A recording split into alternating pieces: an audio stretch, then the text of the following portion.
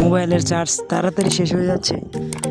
মোবাইলে চার্জ করছেন কিন্তু ঘন্টা না যেতেই 20% হয়ে যাচ্ছে। তো সমাধান এই ভিডিওতে। তো চলুন দেরি না করে আপনাদের দেখিয়ে দিচ্ছি তো কীভাবে করবেন। তো প্রথমে আপনারা চলে যাবেন সেটিংসে।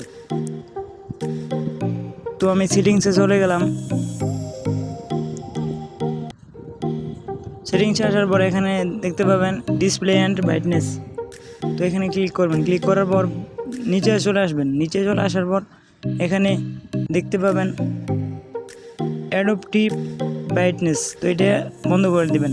দেওয়ার পর পুরো ব্রাইটনেসটা 0 করে দিবেন। দেওয়ার পর উপরে দেখতে পাবেন ডার্ক থিম। তো এখানে লাইট থিম আছে, তো ডার্ক থিমে আপনারা দিয়ে দিবেন। দিয়ে দেওয়ার পর বেগে চলে আসবেন। যে বেগে চলে আসার পর এখানে দেখতে পাবেন, তো এখানে দেখতে পাবেন যে এখানে আছে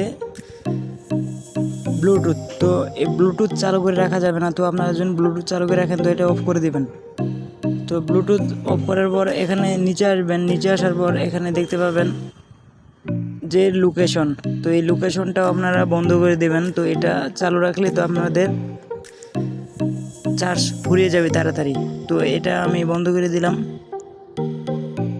তো এখন কাজ শেষ। তো আপনারা বেগে চলে আসবেন।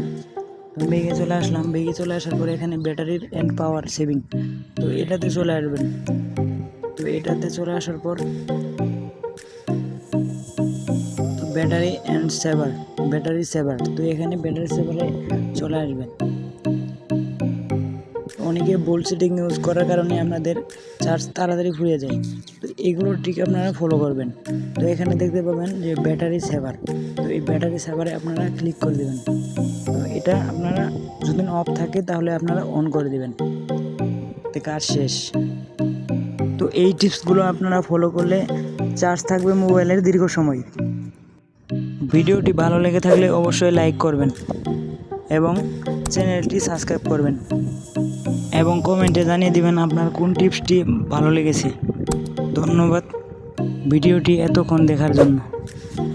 তো এরকম আরও সুন্দর ভালো ট্রিক পেতে আমাদের চ্যানেলের সাথেই থাকুন। ধন্যবাদ।